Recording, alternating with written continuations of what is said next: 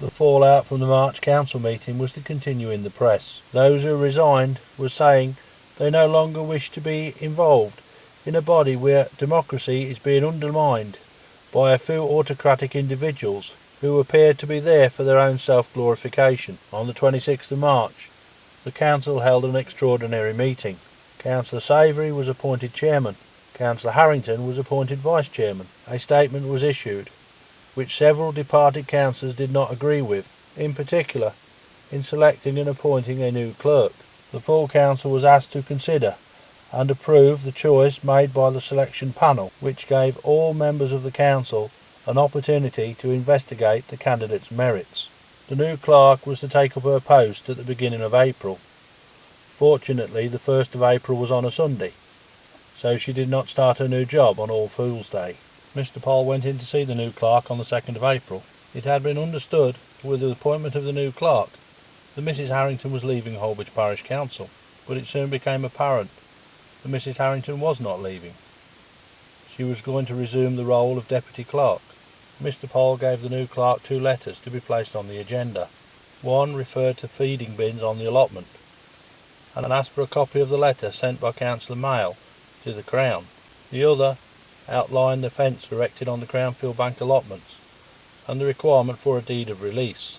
At the Parish Council meeting of the 16th of April, in attendance was 8 councillors, the new clerk, the minute taker, 8 parishioners, 1 county councillor, 2 police officers and a PCSO.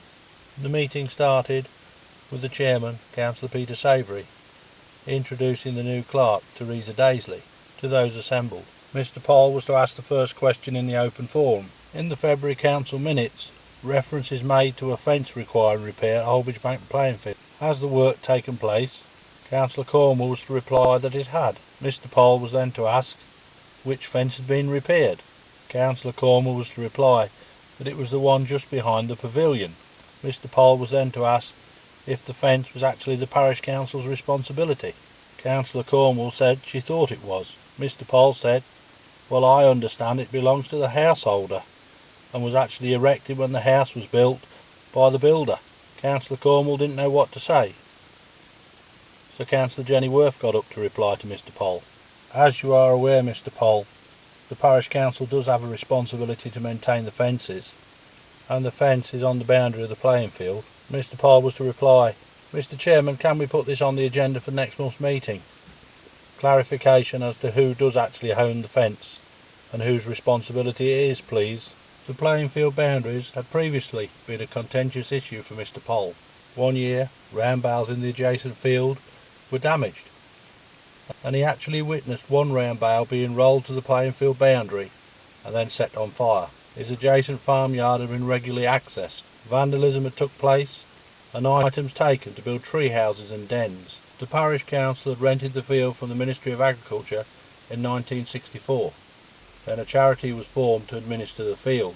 When Mr. Poll was having problems, he contacted the Charity Commission to find out who was in charge, and subsequently was told the charity had disbanded, with the parish council not wishing to do anything. Mr. Poll, at his own expense, cut the northern boundary hedge, which was overhanging onto the field. In 2008, youths began to access the playing field from the southeast corner. They also built a BMX track and used part of Mr. Poll's field to ride on, even though he got a growing crop there. After complaints to the parish council arranged a meeting with the Crown's agents and was subsequently told that the piece of land in question had actually been handed back to the Crown in 1989. The parish council was told it was their responsibility to fence the playing field off. The east and north boundaries could be filled with hawthorn hedge, but the council did nothing. At the meeting, a document had been produced, signed by the then parish councillors Hoy and Pearl, showing the official boundary where it should be now. The chairman, Councillor Harrington, and vice chairman, Councillor Jenny Worth, brought up the provision of a kissing gate for the old area. So if the old area was now nothing to do with the parish council, why did they want a kissing gate? To encourage people to access somebody else's property. Originally there had been a kissing gate leading on to Roman Bank. but when it wanted repairing, the council did not repair it. To stop children running onto the road, the council just had the entranceway fenced off. It was not until the summer of 2009 that a fence was finally erected, but that was not without controversy. It was said that a fence was going to be erected. Then it was noted that the parcel of land that was handed back to the Crown had been levelled. It was then found out that a quotation had been obtained for 30 metres of fence to fence the parcel of land back into the playing field. Before the erection of the fence took place, the contractor was contacted and told to put the fence on the boundary. So the contractor put the fence on the boundary, a length of 17.5 metres, but was paid for erecting 30 metres. Subsequently, they arranged for another 9 metres to be erected. Another parishioner then asked a question. It was regarding tenders. And could not the council have a list of approved contractors, so that when there was any work wanted doing, they could all be notified to put tenders in for the work? The chairman said it would be looked into. The parishioner then asked a question regarding barbed wire at Carter's Park in the hedge running alongside the Park Road footpath. He stated that he had asked the question before at the January meeting. The chairman said he was not aware of this. He was not at the January meeting, but he would have the matter looked into.